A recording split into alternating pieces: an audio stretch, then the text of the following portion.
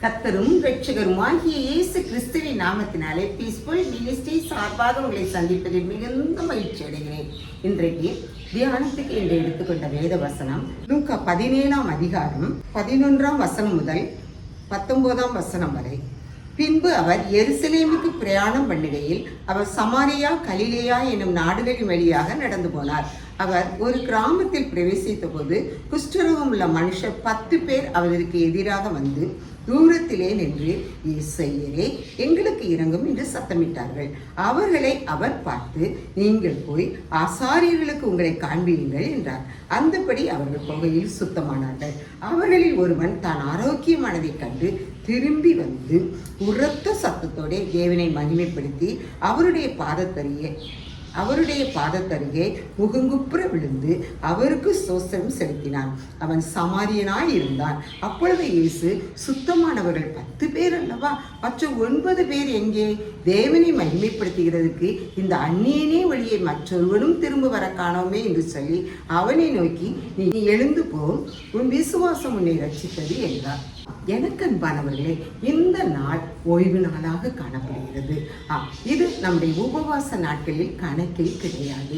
இந்த ஓய்வு நாட்களில் வாரத்தின் முதலாம் நாளாகிய ஞாயிற்றுக்கிழமையில் ஆலயத்துக்கு சென்று ஆண்டவரை தரிசித்து அவருடைய சமூகத்தில் காத்திருந்து அவருடைய வார்த்தையை பெற்றுக்கொண்டு வாரம் முழுவதும் நாம் ஆசீர்வாதமாக காணப்பட ஆண்டவர் நம் ஒவ்வொருவரையும் அழைக்கிறார். உபவாச நாட்களில் நல்லதொரு சாப்பாடை நம்முடைய பிள்ளைகளுக்கு கொடுத்திருக்க மாட்டோம்.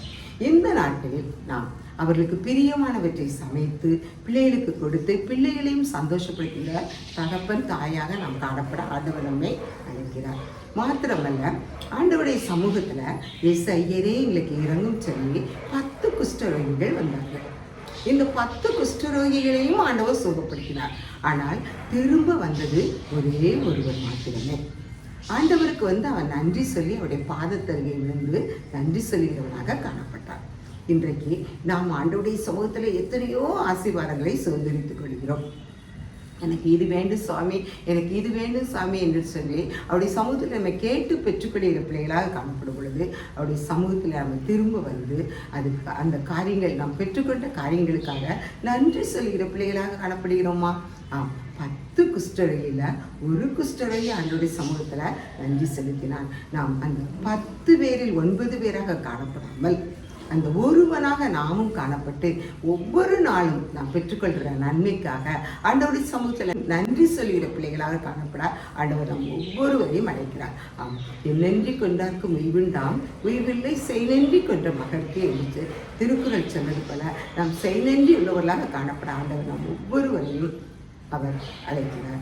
ஆண்டவர் தாமே நம் ஒவ்வொருவரையும் ஆசீர்வதிப்பதாக. ஜெபம். எங்களை அளவில்லாமல் நேசிக்கிற அருமையான தகப்பனே, இந்த ஓய்வு நாளிலும் உடைய கிருபையை எங்களை காண செய்தீரே, அதற்காக உங்களுக்கு நன்றி சுவாமி. நாங்கள் நன்றியுள்ள பிள்ளைகளாக காணப்பட அப்பா நீர் எங்களுக்கு அனுக்கிரகம் பண்ணுப்பா.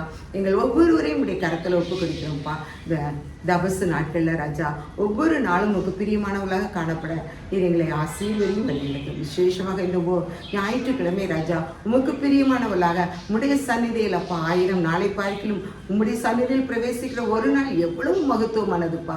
அப்படிப்பட்ட கிருபையை நீர் எங்களுக்கு தந்திருக்கிறீரே, அதற்காக உங்களுக்கு கொடி சுத்துறப்பா. இன்னும் நாங்கள் ஒவ்வொருவரும் உடைய சமூகத்தில் கிட்டி சேர்ந்து அநேக ஆசீர்வாதங்களை சுதந்திரத்துக்களை எங்கள் ஒவ்வொருவருக்கும் அனுக்கிரகம் வேணும். இயேசுவின் மூலம் எங்களுக்கு நல்ல பிதாவே, ஆமென்.